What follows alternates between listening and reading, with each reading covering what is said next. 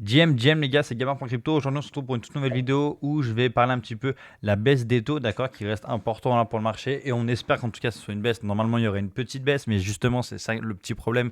Pourquoi ça peut être un petit problème ou non? Et je vais vous parler de quelques coins que je trouve intéressants à regarder à l'heure actuelle, d'accord. Et voilà, on va passer. N'hésitez pas à passer dans mon canal Telegram, d'accord, qui est 100% gratuit. Vous avez juste à cliquer rejoindre, c'est 100% gratuit. Je donne quelques analyses, etc. Et voilà. Et aussi, n'oubliez pas de passer par mon lien Bitunix, d'accord, dans quelques semaines, vous allez pouvoir suivre mes trades que je prends en même temps, etc. Vous avez juste à copier, vous aurez pu faire un peu une sorte de copy trading, d'accord. C'est pas trop du copy trading parce que on n'est pas dans ça et on n'a pas besoin de ça pour gagner notre argent. Donc on commence dès maintenant.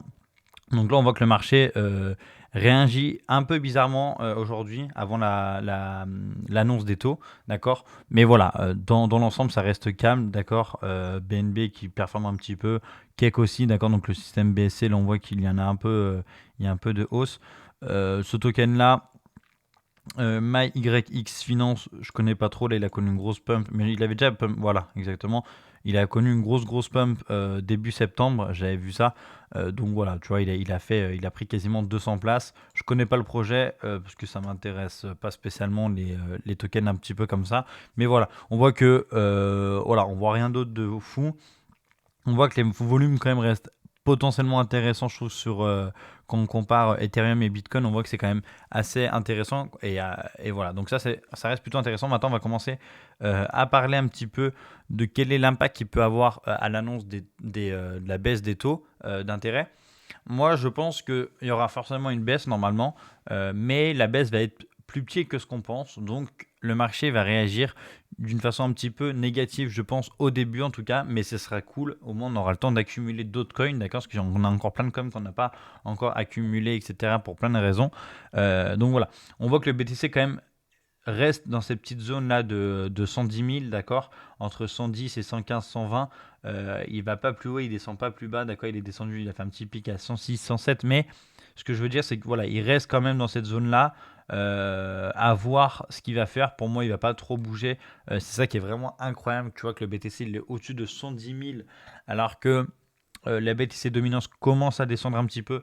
Il commence à avoir beaucoup plus de liquidité injectée dans les altcoins et memcoins, etc.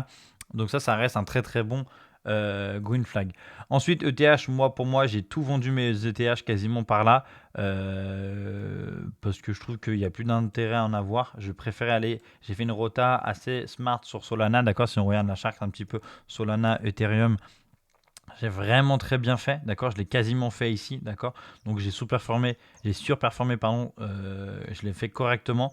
J'en ai acheté, il me semble, quand il était à 0,45, 44, un truc comme ça. Donc par ici, donc on voit que j'ai connu une petite hausse par rapport à ce que j'ai pu faire, par rapport à la rota. Tu vois, j'ai connu une petite hausse, mais j'ai pas fait que sur Solana, d'accord. Je suis allé rota aussi via de la bêta Solana que je donnerai quelques noms après dans la vidéo. Là, on voit qu'il a vraiment pas mal explosé, d'accord. On voyait qu'il y avait des points hauts de plus en plus hauts, d'accord, et des points bas de plus en plus hauts. Donc c'est plutôt intéressant, ça montre que on est quand même dans une phase haussière. Il peut, je pense, un petit peu rester là dans une petite zone un petit peu verticale comme ça. Tu vois, il peut rester dans cette zone-là pendant peut-être pas jusqu'en novembre, mais tu vois pendant un petit moment jusqu'à fin septembre, début octobre, tant qu'il n'y a pas l'annonce l'ETF Solana qui va pas tarder d'arriver, d'accord. Moi je pense que ça me choquerait pas qu'il reste un peu dans cette zone, mais après on sait jamais. Solana il peut très bien mal absorber la baisse des taux, pardon, et il peut retourner vers les 210, ce qui reste quand même toujours un bon prix. Mais en tout cas, on voit que c'est plutôt pertinent et on voit que ça bouge pas trop comme ça. Suis déçu, pour moi, il fait un peu rien. Pourquoi j'ai fait ça? J'ai même pas pris de trade. Je sais pas. Bref, je le trouve un petit peu décevant, d'accord. Moi, j'en ai un petit peu du Sui, mais j'ai plus de la bêta Sui, d'accord, où j'ai quelques memcoins Sui qui est très intéressant, je trouve, comme je vais m'en parler dans cette vidéo. Mais je trouve quand même qu'il reste. En fait, on n'a plus de news sur Sui, on n'a plus rien de croustillant. Après, ils ont fait 2-3 annonces là qui peut être pertinente sur l'IA, etc. Mais ça reste meg pour moi, ça reste fin pour une Layer 1.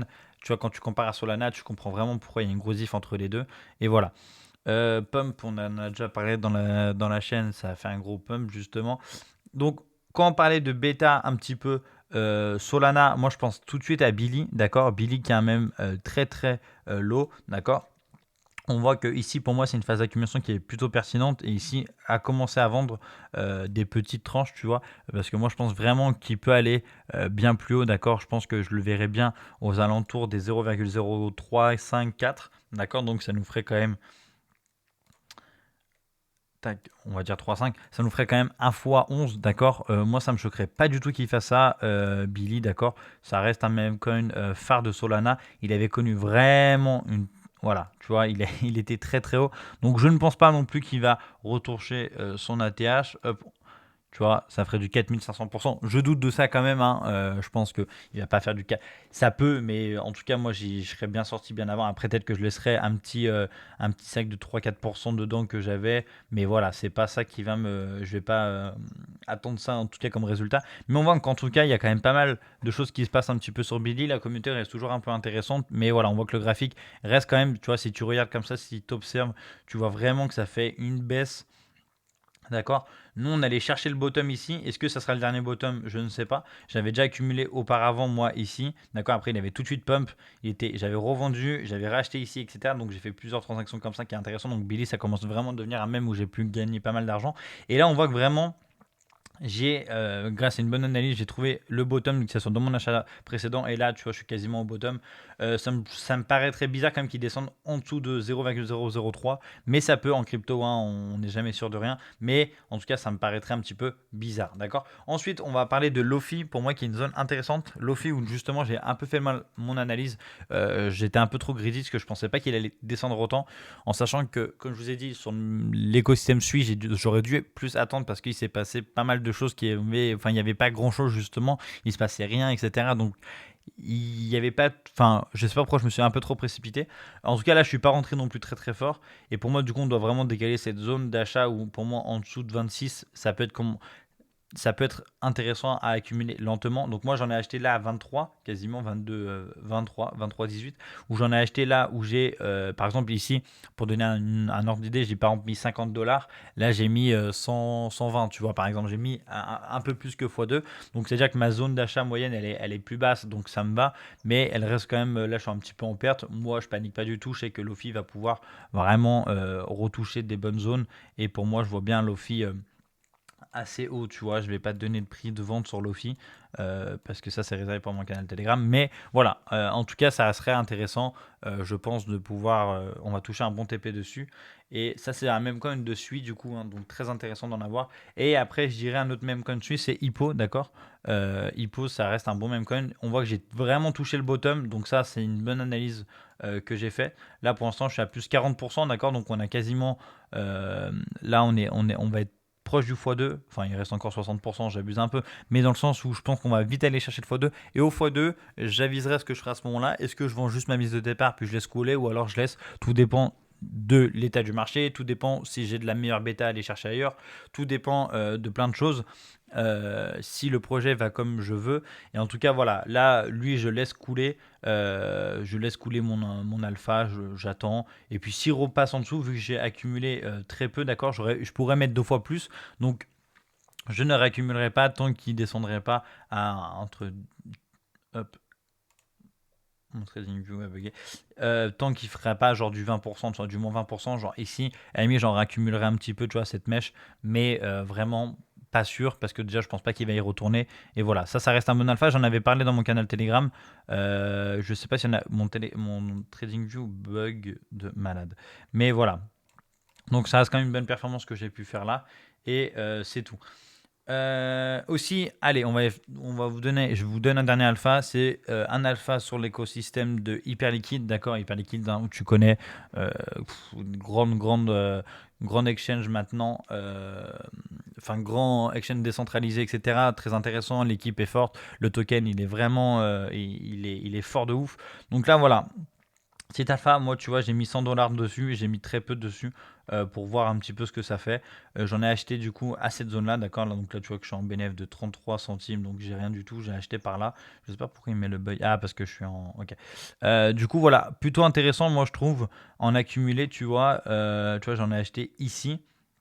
Donc vraiment, pour moi, en dessous de 6, enfin en dessous de 0,0065, ça reste très très intéressant d'en accumuler.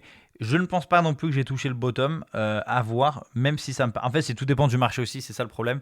C'est que là, on est un peu dans une phase d'incertitude, donc soyez patient, d'accord. Moi, je suis très patient, d'accord. Ces 100 $ là, c'est pas grave si je perds 50% et que ou pas, parce que dans ce cas, je pourrais en remettre un peu. Ne dépassez pas 1 voire 2% de votre patrimoine dans ces mêmes coins que je vous ai parlé, d'accord, parce que ça reste quand même un gros risque. Moi, 100 $ que je les perde ou pas, bien sûr, on respecte l'argent, donc on n'a pas envie de les perdre, on n'investit pas pour perdre, mais il faut faire attention à ça, d'accord.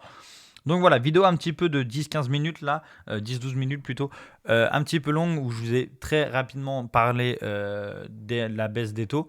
J'en referai peut-être une vidéo vendredi si ça vous intéresse de faire une vidéo là-dessus où je vous parle un petit peu de l'actu du marché, qu'est-ce que ça va faire. En fonction de là, j'aurai vraiment des réponses sur qu'est-ce que ça va, comment ça va se dérouler pardon, les prochaines semaines, etc. Est-ce que ça va pumper ou ça va encore attendre un petit peu et ensuite ça va pump. En tout cas, on reste quand même dans un marché très très très bullish. Donc faites attention à qui vous écoutez, à qui vous regardez. Et on se retrouve vendredi pour une nouvelle vidéo.